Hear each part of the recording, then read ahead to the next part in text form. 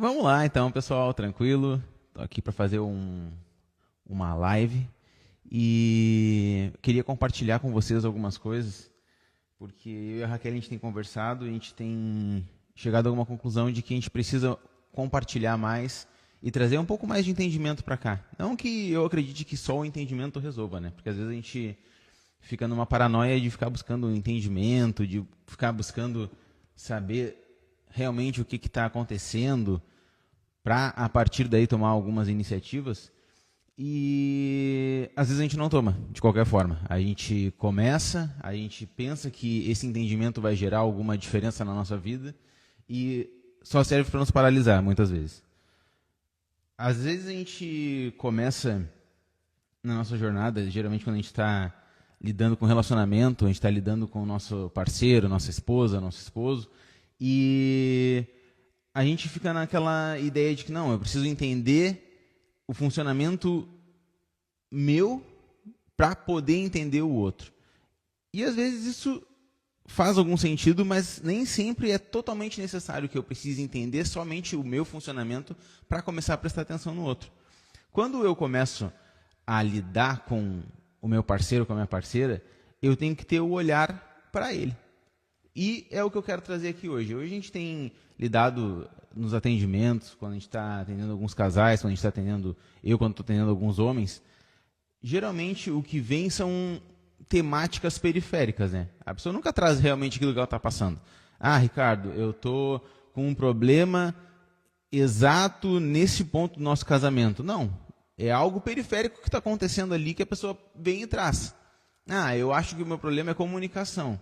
A gente começa trabalhando sempre a partir de certos pontos, como comunicação, como lidar com o outro, olhar para o outro.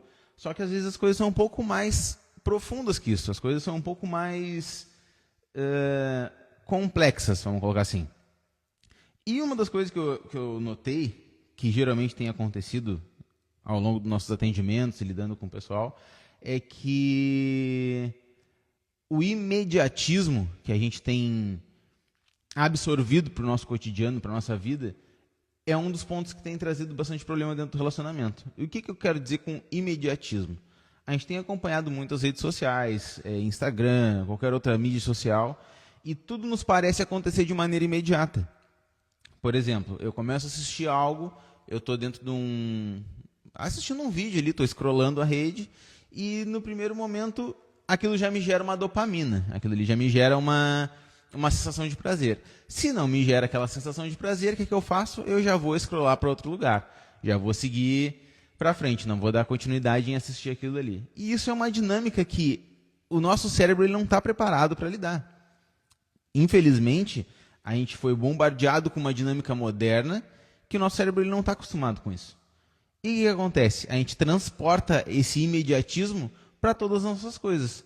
Para o nosso relacionamento, para o nosso convívio social, para lidar com o nosso trabalho. A gente começa a se tornar imediatista em qualquer âmbito. E isso, dentro do relacionamento, é um maior problema, porque nós não somos seres para ser imediatos. Se a gente for olhar para a natureza, se a gente for olhar para o básico, para o material, para a construção de uma casa.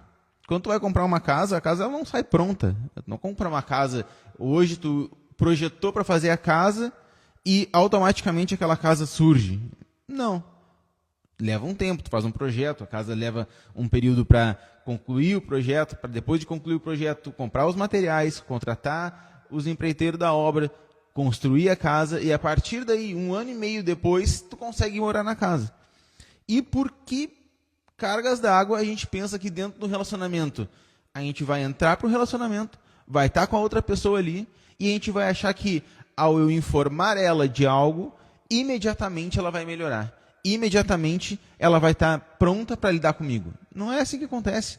E infelizmente a gente está lidando com a pessoa que está do nosso lado dessa maneira, achando que ela vai estar imediatamente pronta para lidar com a gente. Um ponto do imediatismo é a gente olhar qual é a dinâmica de aprendizado que a gente tem hoje. A gente está fazendo a gente começou a fazer as lives, eu e a Raquel, hoje é a minha primeira de retorno de live, e a Raquel fez a dela agora na quarta-feira. A gente vai fazer semanalmente esses encontros. A ideia é sempre fazer rápido, prático, para não tomar muito tempo, Mas a dinâmica eu não paro para ouvir nada. Se aquilo ali não me gerou dopamina imediatamente, eu olhei e não tem um efeito pirotécnico acontecendo aqui, algo muito espetacular, eu já nem paro para entender do que está se tratando. Eu acompanho algum perfil, aquele perfil ele fala sobre algo que é uma temática que me interessa, mas eu não paro para ouvir. Por quê? Porque eu quero algo imediato, eu quero uma dica, eu quero algo, um hackzinho. E isso daí faz com que a gente não desenvolva a nossa capacidade de olhar para o outro e dar uma manutenção. Por que o tema é imediatismo e manutenção? Porque a gente desaprendeu a dar manutenção no nosso relacionamento. A gente desaprendeu a dar manutenção nas coisas que envolvem a nossa vida. Se a gente for olhar para os nossos avós, bisavós lá atrás, eles tinham, sei lá, um sapato, uma geladeira, uma TV que durava 20 anos, 30 anos, e eles iam dando manutenção naquilo ali. Eles não compravam uma e jogavam fora e compravam outro. O sapato durava 10, 15 anos, que consertava o sapato. Só que hoje a gente não faz mais isso. E, claro, que bom que a gente não faz, porque está mais fácil, em questões de eletrodoméstico, tu comprar um outro novo. Às vezes sai mais caro tu arrumar do que realmente tu comprar outro novo. Não é disso que eu estou falando. Só que eu estou dizendo é o seguinte, a gente não tem a mentalidade de dar uma manutenção.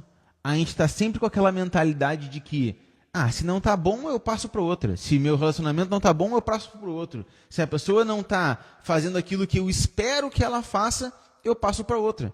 E não é assim. Quando tu assume um compromisso, e aí a gente vai entrar em outras camadas, que eu não vou abordar isso hoje, mas é que assim, as pessoas elas entram no relacionamento nem encarando que aquilo é um relacionamento. Elas entram, a gente vai se casar, ou nem é isso, a gente se juntou, a gente está numa casa. Aí já pula milhões de etapas de assumir um compromisso, de casar, de assumir aquilo ali como algo, como uma ritualística que tem uma representatividade para depois daquele momento, e as coisas começam a dar errado. Não estou afim mais, eu vou passar para outra. Não estou afim, a pessoa não faz o que eu quero, não é da maneira como eu gosto, e infelizmente existe uma confusão acontecendo dentro do relacionamento.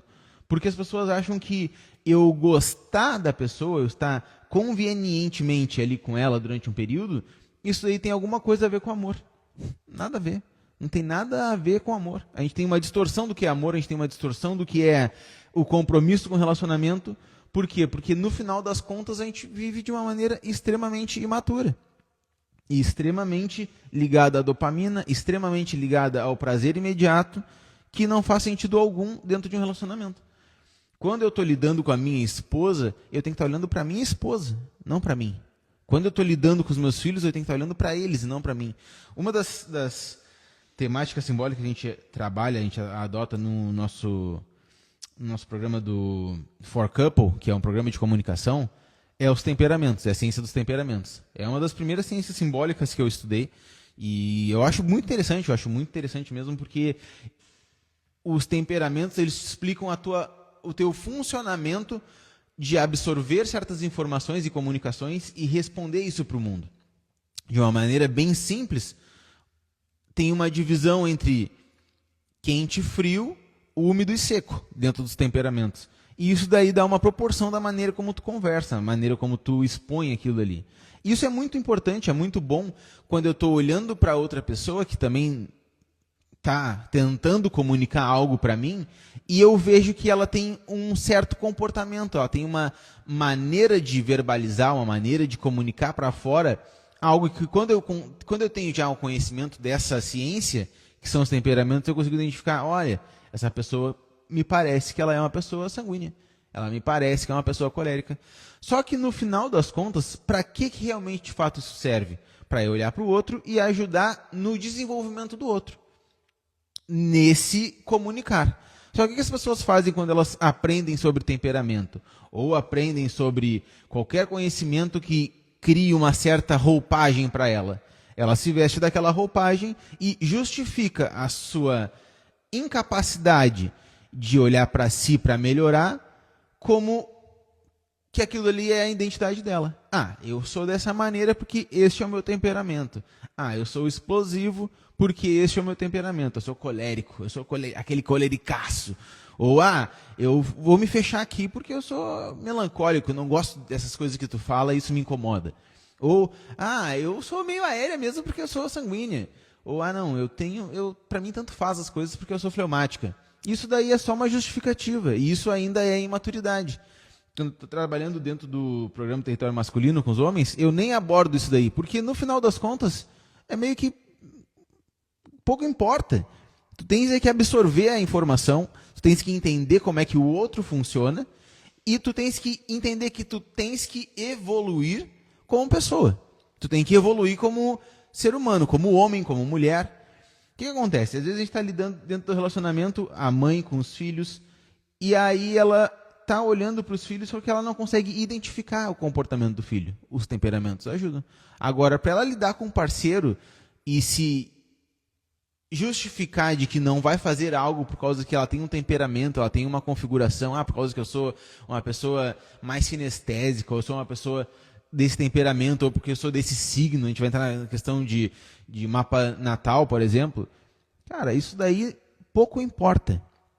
Pouco importa. A gente estava numa sessão do Eleven, que agora vai começar a semana que vem de novo, e num dos nossos primeiros encontros, a gente estava trazendo sobre a questão da árvore genealógica, né? E ali a gente estava conversando, explicando o que isso representa na nossa vida, o que isso representa nossos passos para frente. E uma pessoa nos interpelou assim, eu não gosto muito de olhar com essa ótica, porque isso me parece querer justificar as coisas que estão acontecendo comigo como se eu não tivesse o controle. E assim, não é isso. A genealogia e qualquer outra ferramenta que a gente possa estar abordando aqui, que a gente trabalha, que a gente traz para os encontros, ela serve para tu ter uma ótica de por que a tua vida foi configurada dessa maneira. Isso daí é só o passo, é só aquele esboço, é como se fosse aquela fotografia te mostrando que, bom, a tua configuração é essa. O que tu vai fazer a partir daí? Essa é a grande abordagem. Essa é a grande percepção que a gente tem que ter. Quando a gente está lidando dentro do relacionamento, o que a gente tem que olhar é isso. Então, o que eu trouxe aqui do imediatismo? Que a gente está cercado dessas questões dentro do nosso dia a dia. Dopamina imediata, conquistas imediatas, respostas imediatas. Tudo tem que ser imediato. Só que eu não trabalho essa manutenção. E o que acontece? Aí eu, elaborando aqui, anotando algumas coisas, eu fiz um questionamento. Qual foi a última vez que tu fez uma comida, preparou um alimento com paciência, sem mexer no celular? Quando foi a última vez que isso aconteceu? Ou que tu conseguiu sentar a bunda no sofá para assistir um filme inteiro, sem estar mexendo no celular, sem estar movimentando alguma outra coisa em paralelo? Ou que tu só parou para conversar com a pessoa que tu está junto, sem estar desviando a tua atenção, sem estar bombardeado de informação e dopamina. Mas é porque eu sou uma pessoa multitarefa. Mentira! Ninguém é multitarefa. Tu sempre tem um efeito inicial, tem uma percepção do teu lobo frontal, que tu tá, aquela tarefa que tu considera principal, tu tá dando o teu foco ali, e de pano de fundo tu tá absorvendo algumas questões do que está sendo falado, tá absorvendo alguns pontos do que está sendo tratado. Muito provavelmente está olhando para o teu celular e conversando com o teu parceiro, ele está de pano de fundo. Então isso daí gera uma desconexão com o outro. Aí a pessoa vai dizer, mas isso daí não é o meu problema. O meu problema é que a pessoa não me entende. O meu problema é que... Aí que tá. Aí, porque tu diz que a pessoa não te entende, tu resolve mudar de parceiro. Porque tu diz e supõe que a pessoa não te entende, tu acha que o teu relacionamento não deve ir para frente. Porque tu quer imediatamente que as coisas converjam ao teu favor, converjam para a tua ótica, converjam para aquilo que tu acredita ser o melhor. E eu vou partir de uma premissa muito básica aqui, né? Falando ainda dos temperamentos.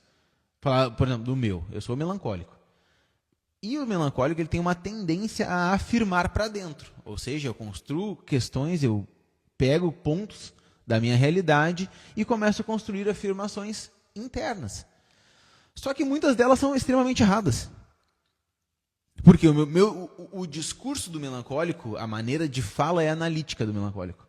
Então, o que eu faço? Eu absorvo certas informações e vou conversando comigo, tecendo crenças, afirmações em relação às pessoas que estão à minha volta. E isso daí muitas vezes está extremamente errado, porque eu não estou aberto a entender o outro.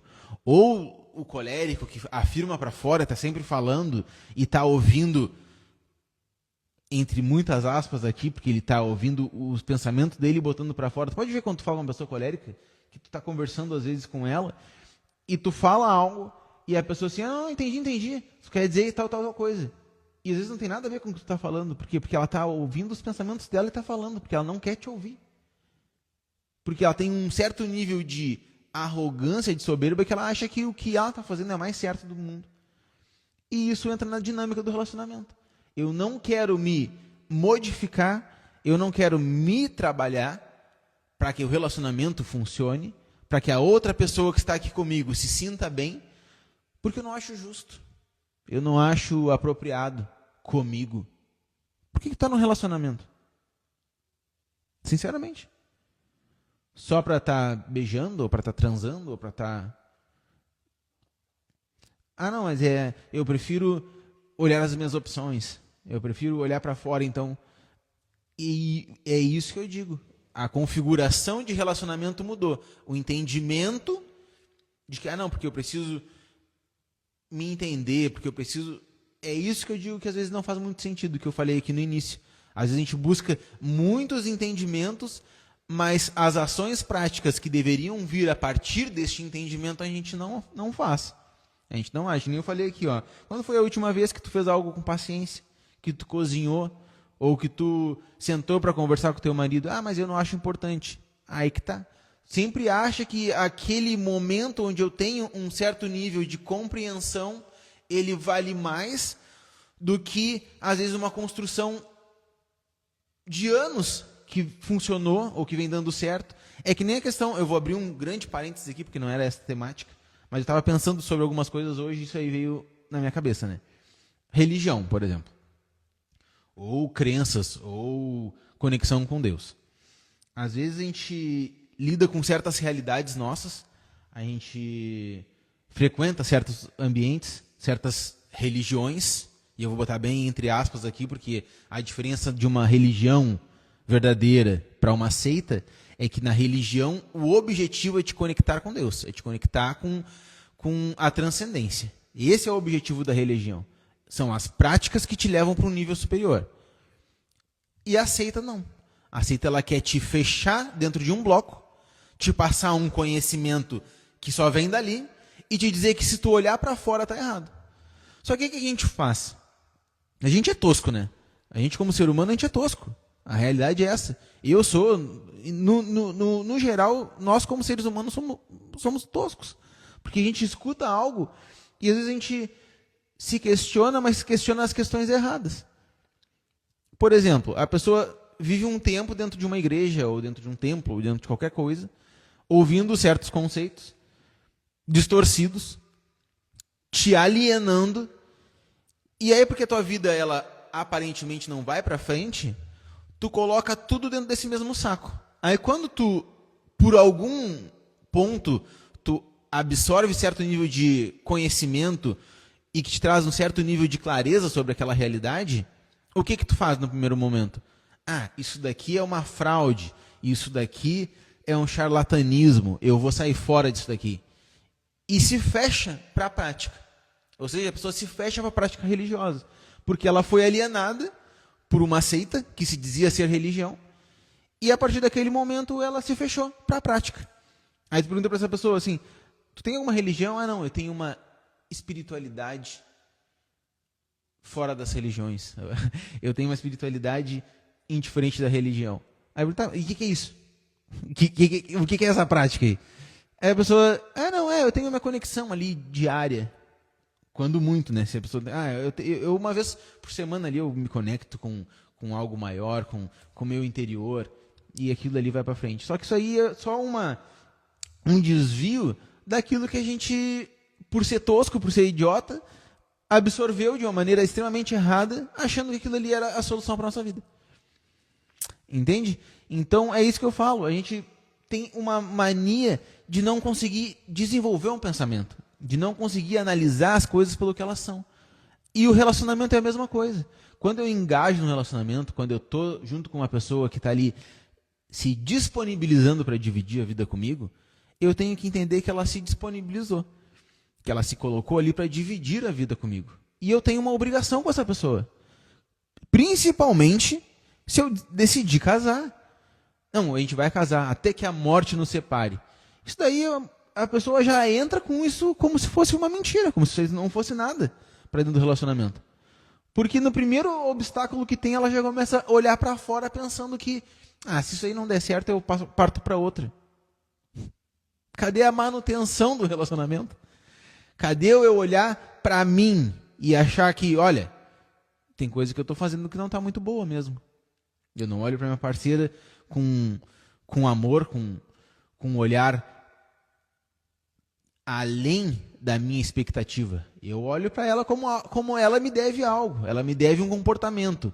Ela me deve fazer algo que me agrade. Ou vice-versa. A mulher, ele deve fazer tal coisa. Que hoje existe muito essa questão, né? Hoje está sendo trazido muito à tona os deveres do homem, né? E de fato o homem sempre teve deveres. E é isso muito que eu bato em cima quando a gente está no território masculino, nas sessões. Cara, tu é homem, tu tem dever. Não é mais o momento de tu estar olhando para essas questões. Porque a maneira como ela fala me magoa. Porque a maneira como ela diz as coisas para mim me deixou chateado. Que merda é essa, cara? Porra é essa? De ficar de mimimi, que nem criança. É isso que eu digo, que os problemas, quando são trazidos nas sessões, não é a realidade, são periferia. São questões, afetos mal construídos, desenvolvimento mal construído. A pessoa ainda vive e revive o comportamento dela dentro do relacionamento como se fosse uma criança, sempre demandando algo. O imediatismo que a gente vive hoje também faz parte disso. A criança, quando ela está com fome, imediatamente ela chora, que é a mamada. Imediatamente, se ela se irritou, ela quer uma resolução daquele problema. E não se constrói nada assim. Não constrói o relacionamento olhando de maneira imediata. A gente está passando por uma crise no relacionamento, ok? Aceita que é uma crise que tu vai ter que resolver. Não que tu vai sair fora. Não que tu vai desertar. Não que tu vai partir para outra. Esse comportamento de eu quero que as coisas se resolvam agora é o que leva a essa frustração. Mas por que isso acontece? Porque a gente está sempre olhando a porra da rede social. Olha, exemplos de, o casal milionário, 6 em 7, 6, 7. A pessoa faz não sei quantos mil em 2 meses. E aí a gente é bombardeado com aquilo. Porque o casamento que dá certo é o casamento do milionário. Porque o casamento que dá certo é aquele que tem viagens. Cara, tá tudo errado. Os nossos exemplos e tudo aquilo que eu observo, tudo aquilo que eu tenho de referência, me gera desejo. Só que a gente tem as referências erradas. Qual é a tua referência de relacionamento? Um relacionamento de cumplicidade, um relacionamento de trabalho, um relacionamento de fazer mais em si para o outro e não esperar mais do outro para si? É isso que faz com que tudo dê errado dentro do relacionamento. Porque primeiramente, eu tenho que me amar para depois amar o outro. Isso é muito bonito de falar numa questão de autoestima e tal, mas no final das contas não tem nada a ver uma coisa com a outra. Eu posso me amar, eu posso nem me amar tanto e estar amando o outro, porque amar, ele parte de um princípio de ação. Quando a gente olha lá, tem uma passagem bíblica e diz, eu não acredito em Deus, então tudo bem, não acredito em Deus, nem é para ti que eu estou falando. Porque eu não estou nem discutindo aqui se Deus existe ou não. A metafísica explica a existência de Deus, filosofia, a própria religião. Teve ateus que foram em busca de conhecer e entender, tem até em caso de Deus, ou em busca de Deus, que foi um ateu que era jornalista, e com toda a pesquisa dele, ele chegou na conclusão óbvia de que não tinha como as coisas terem acontecido da maneira que aconteceram se não houvesse Deus, e ele se converteu. Então, fechando esse parênteses aqui, se não, porque eu não acredito nisso, então tudo bem. Pode ir para um outro ambiente. Mas ali em Coríntios, quando fala do que é o amor ele não fala em nenhum momento que aquilo ali vai te agradar. Em nenhum momento. Ele é benigno, ou seja, eu ajo com benignidade, ele tudo crê, ele tudo espera, ele tudo suporta, ele tudo espera, ele é paciente, ele é tardio em irar-se. Ou seja, são vários atributos que trazem para a pessoa de que se diz amar, é responsável. Aí tu diz que está num relacionamento que tu ama a outra pessoa, mas tu não cumpre com nada disso. Tu não é tardio no irar-se, tu não é benigno, tu não age com benevolência, tu não é paciente, tu quer que as coisas se resolvam imediatamente. E aí tu não sabe por que teu relacionamento não dá certo. Aí não sabe por que tu já está no 4º, 5º, 6º, 10º relacionamento e as coisas não avançam. Porque tu está sempre olhando para o outro, não para fazer para o outro.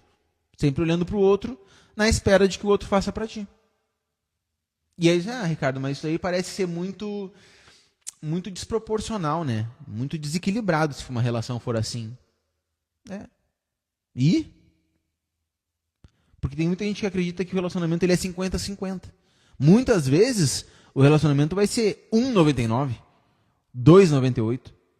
A pessoa está com uma extrema debilidade, uma extrema crise existencial, passando por dor, por depressão, por N situações, e aí naquele momento tu quer que ela te dê 50%, porque senão tu não vai até metade do caminho. Não. Que isso? Que injustiça. Eu me amo. É essa mentalidade que faz com que a gente viva num período onde cada vez menos tem continuidade de relacionamento. Cada vez menos existe uma constituição e uma perpetuação da família. Cada vez mais é o término do relacionamento porque não me agrada, porque não está me fazendo bem, porque eu não me sinto confortável com esta situação. E a gente vê a sociedade do jeito que está. Porque as coisas têm que ser práticas, porque as coisas têm que funcionar de uma maneira igual para todos. Aí eu te pergunto, está funcionando? Olha ao redor, olha no teu convívio familiar, olha no teu ambiente de trabalho, onde cada vez mais a mediocridade é o que tem sido levantado. Onde cada vez mais existe uma gamificação, uma coisa que traz um ambiente infantil, onde a responsabilidade adulta é demandada, não pode mais ser. Onde tu dizer que o marido ele tem uma obrigação é errado. Onde tu dizer que a esposa tem uma obrigação está errado. Por quê? Por que está errado? Porque a gente criou uma cultura, a gente aceitou certos conceitos, a gente aceitou certas linhas de pensamento modernas, que foram evoluindo, muito entre aspas, que para mim é uma regressão, de que, não, a gente tem que rever isso. A gente tem que rever o conceito de uma família, a gente tem que rever o que é o casamento, a gente tem que rever o que é amar o outro, rever como é que se relacionar. A educação. Um outro ponto, a educação positiva. Que porra é essa? A educação positiva de que tu deixa teu filho fazer qualquer coisa, de qualquer maneira, de qualquer jeito, e a única coisa que tu não faz é corrigir ele. Nossa, que positivo. Isso é permissivo. Não tem nada de positivo nisso. Por quê? Porque a gente desaprendeu como educar. A gente desaprendeu o que dava certo lá atrás. Que era a presença do pai, a autoridade dentro de casa.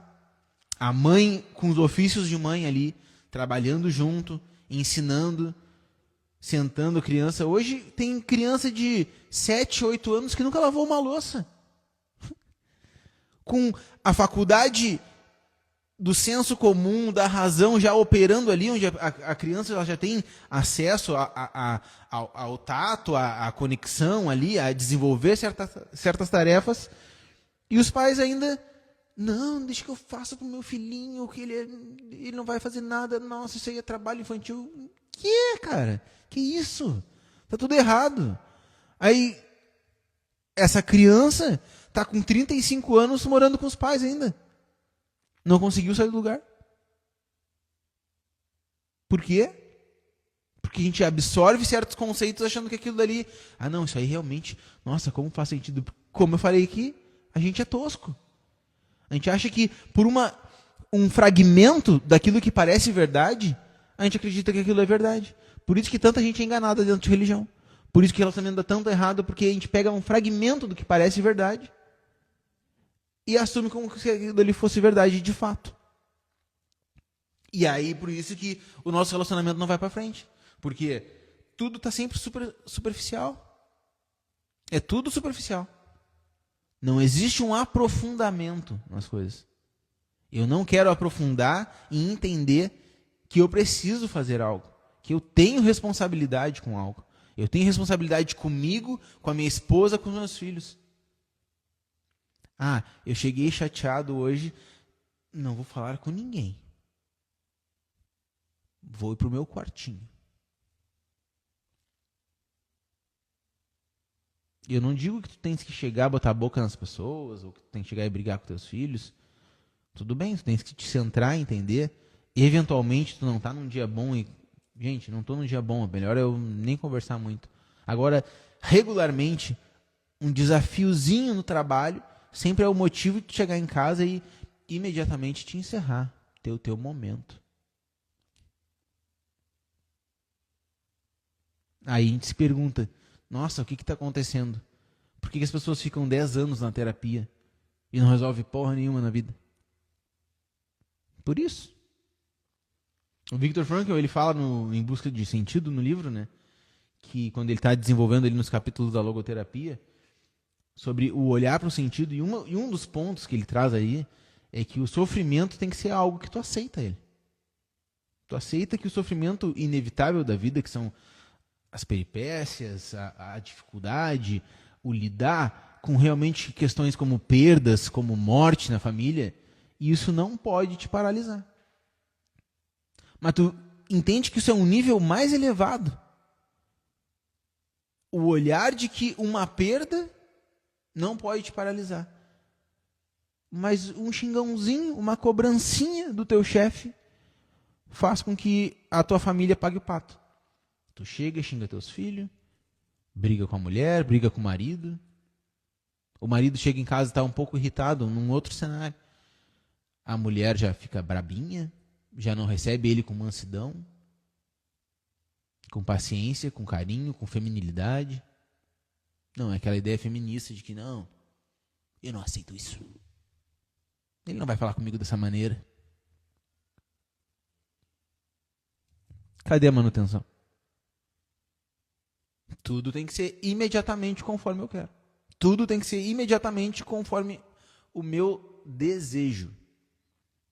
Não tem a ver com amor, não tem a ver com virtudes, porque virtude, fortaleza, paciência, ali, temperança, prudência, justiça, que é a virtude de como eu me relaciono com o outro. Isso é justiça. Justiça é eu entrego ao outro aquilo que ele deve receber. Uma pessoa que está passando por uma crise, uma pessoa que está passando por tristeza profunda, perda da família. Qual é o ato de justiça que eu devo para aquela pessoa? Eu me compadecer com a dor dela. Eu agir no meu melhor para com ela. Cadê isso? Dentro de um relacionamento. Por isso que eu digo que o imediatismo e a falta de manutenção é um dos grandes problemas do nosso relacionamento. E não só do relacionamento marido e mulher, num relacionamento geral. A pessoa me falou algo, descarto. Não quero me envolver. Só que o meu envolver com o outro é que gera o meu desenvolver como pessoa. Os relacionamentos é um dos melhores mecanismos de desenvolvimento. Quando eu entro para o relacionamento sabendo que eu preciso me desenvolver ali dentro. Quando eu olho para minha família e entendo que não é porque eu sou melancólico que eu vou chegar estressado e a casa está toda bagunçada, todo mundo mal, que eu vou chegar e assim, não. hoje não está um dia bom para conversar com ninguém. Não, cara. Eu tenho que me desenvolver ao ponto de que, se eu chego num estado de espírito e a minha casa está com outro estado de espírito negativo, é minha obrigação, é minha responsabilidade chegar e modificar isso aí. A falta de assumir responsabilidade, de assumir protagonismo dentro da nossa família, dentro do nosso relacionamento, é o que tem feito as coisas não andarem. Aí vem casais, vem a mulher, vem o homem, trazendo as mesmas reclamações imaturas ao longo de toda a trajetória. Me sinto chateado com ele. Quero falar o que me faz mal para ele. Quero falar o que ela não me reconheceu. É sempre a mesma merda. É sempre a mesma ladainha. A pessoa não te reconheceu, segue o jogo. A pessoa não foi tão paciente contigo naquele dia, segue o jogo. Ah, então tu quer dizer que eu tenho que ser condescendente, então quer dizer que eu tenho que aceitar tudo que o outro faz? Não estou falando isso. Estou falando que a partir da hora que tu começa a te trabalhar e te desenvolver, tu vai olhar para outra pessoa com amor. Tu vai com amor de fato.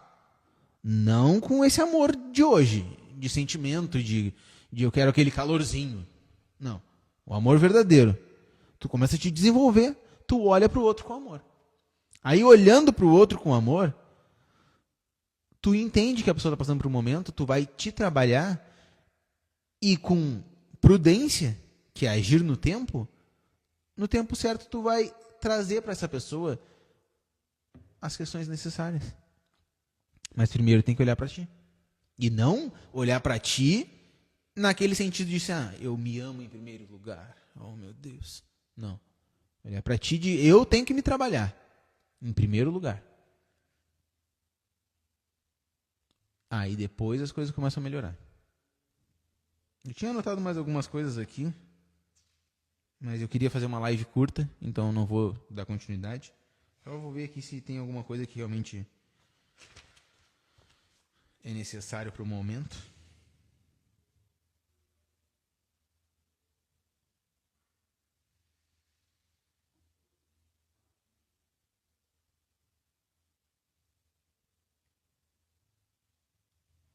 Mas acho que foi suficiente. Então, que a gente possa ter um olhar mais paciente para o nosso relacionamento. A gente possa ter um olhar mais de eu vou me trabalhar, eu vou me melhorar para que as coisas funcionem.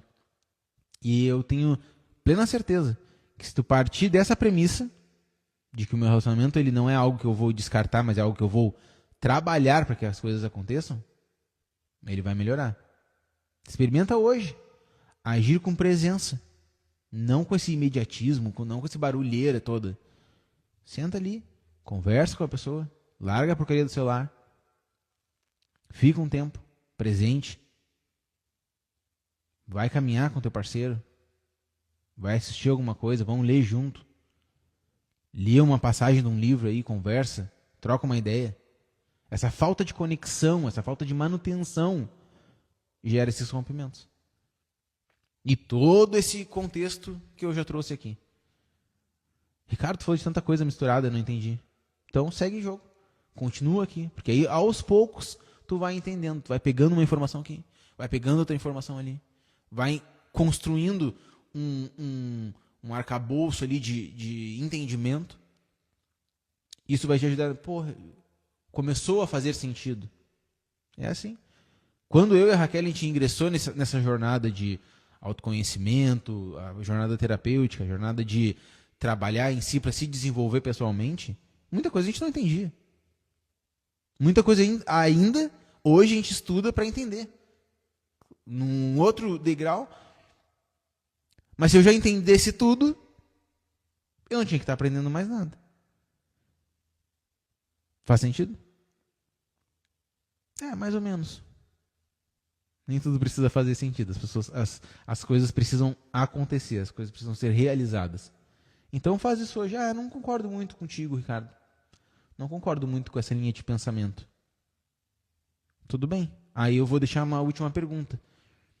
Não concordar com uma linha de pensamento que te joga na realidade de que fazer é o necessário para as coisas andarem, não concordar com essa linha de pensamento. Seguir na linha de pensamento de que tudo tem que ser igual. Tem que receber igual como eu estou entregando. Te levou até onde? Te levou para um lugar melhor?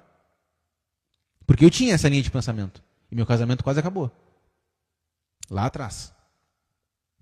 Quando eu assumi isso, cara, eu vou fazer tudo possível. Eu vou entregar meu máximo. Mudei a minha linha de pensamento. As coisas melhoraram. Quando eu assumi que eu vou fazer. Não com aquele meu olhar do melancólico de que sempre acha defeito em tudo. Não, não, não. Vou fazer independente do que for. Quando essa linha de pensamento mudou, as coisas começaram a funcionar. Então eu te pergunto, tua linha de pensamento está te levando para um lugar melhor ou para um lugar pior? E aí tu fica com isso. Beleza? Então é isso, pessoal. A gente vai continuar tendo essas lives semanais. Eu ainda não sei se vou continuar fazendo no sábado. Talvez sim, talvez não. Vou ver o que vai ficar melhor. E a Raquel, a mesma coisa, vai continuar fazendo.